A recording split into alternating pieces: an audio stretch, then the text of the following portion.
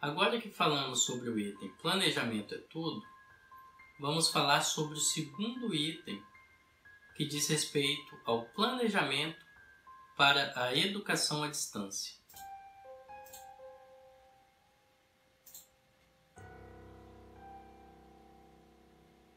O tópico Planejamento para a educação à distância possui itens principais como a instituição ofertante, a estrutura do curso, as concepções educacionais que serão utilizadas, os objetivos de aprendizagem propostos, as atividades online e presenciais, os tipos de mídias digitais, as estratégias de avaliação e os descritores de desempenho. Todos esses itens eles podem ser representados por uma tabela de planejamento da educação à distância que representa exemplos de estudos e avaliações referente às atividades online e presenciais. Vamos ver essa tabela de planejamento da educação à distância.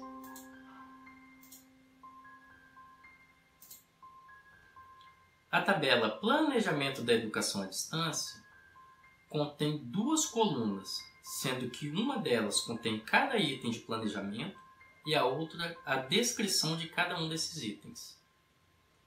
Quanto ao item Instituição Ofertante, este contém a seguinte descrição: analisar a característica da instituição ofertante do curso, sua forma de organização e serviços educacionais disponíveis. Já o item Estrutura do curso contém a seguinte descrição: definir a estrutura do curso a partir das teorias de aprendizagem e dos objetos de aprendizagem desejados, estruturando a matriz curricular, o cronograma e o mapa de atividades das disciplinas ou momentos de aprendizagem. Já o item Concepções educacionais, este contém a descrição de pensar a concepção educacional de base desse processo como função social da ação educativa, a concepção de sujeito, as teorias de aprendizagem consideradas e o perfil dos egressos. Já o item Objetivos de aprendizagem, este contém a seguinte descrição: expressa os resultados que se deseja obter, determinará a eleição dos conteúdos, a definição das práticas de ensino e das estratégias de avaliação. Já o item Atividades online e presenciais, este contém a seguinte descrição: as práticas de ensino serão expressas em termos de atividades online ou presenciais que articularão os conteúdos e as estratégias de avaliação. Já o item Mídias digitais, esse contém a descrição de eleger as mídias digitais que, em articulação com a estrutura do curso da instituição ofertante, serão utilizadas para disponibilizar os conteúdos, atentando para a diversidade de perfis de aprendizagem dos estudantes e para a questão da acessibilidade. No item de planejamento Estratégias de avaliação, este contém a seguinte descrição: na EAD, a avaliação concomitamente associada às práticas de ensino-atividades, tendo em vista a questão do feedback imediato ser fundamental nessa forma de educação. O último item, ele diz respeito aos descritores de desempenho, e ele contém a seguinte descrição: definidos de forma clara e mensurável nas estratégias de avaliação, os descritores de desempenho indicam se os objetivos de aprendizagem foram alcançados. Ainda sobre a tabela de planejamento da educação à distância, ela dependerá da estrutura do curso. Vejamos a figura a seguir.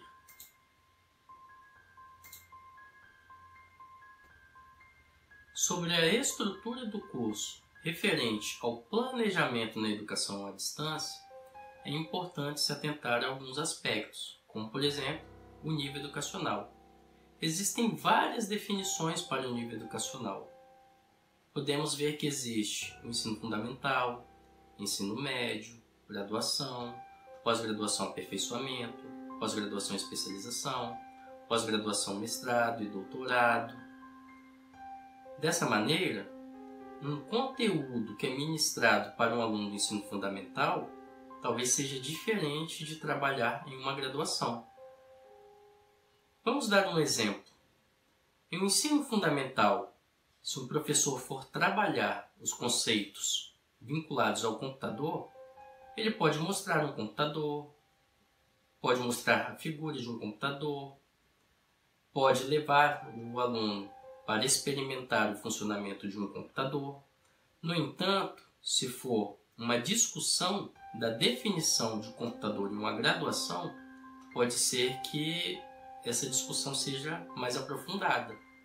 Pode ser que discutam o computador como uma metamáquina, porque possui a capacidade de controlar outros tipos de máquina, como por exemplo a televisão. É possível controlar o que vai ser passado em uma televisão através do computador. Porém, o oposto não é possível. Não é possível controlar o que vai ser exibido em um computador através da televisão. Porque se a televisão efetuar esse mecanismo, ela deixará de ser chamada de televisão. Inclusive, existem outros aspectos que podem ser trabalhados sobre o computador. Computador em uma perspectiva de software e hardware, ou até mesmo o computador como processamento de dados. Referente ao tipo de curso, existem algumas definições também, como por exemplo, totalmente à distância com encontros presenciais para avaliação, à distância com encontros presenciais para aulas, ou seja, para definir a frequência e para avaliação, e referente às demandas do polo, seja para as aulas presenciais ou mesmo não presenciais. Porém, a maneira de trabalhar as atividades para cada tipo de curso, ela pode ser diferente. Se a aula for totalmente à distância, pode ser que os recursos que você tem para aplicar uma prova pode ser através de um questionário online. Ao ensino presencial, poderia ser, por exemplo, uma avaliação através de uma prova escrita discursiva. É importante se atentar também ao aspecto do público-alvo, pois existem algumas diferentes definições, como por exemplo, curso aberto sem pré-requisito, curso destinado a determinada habilitação profissional, ou ainda curso destinado a determinada habilitação profissional com exigência de vínculo empregatício.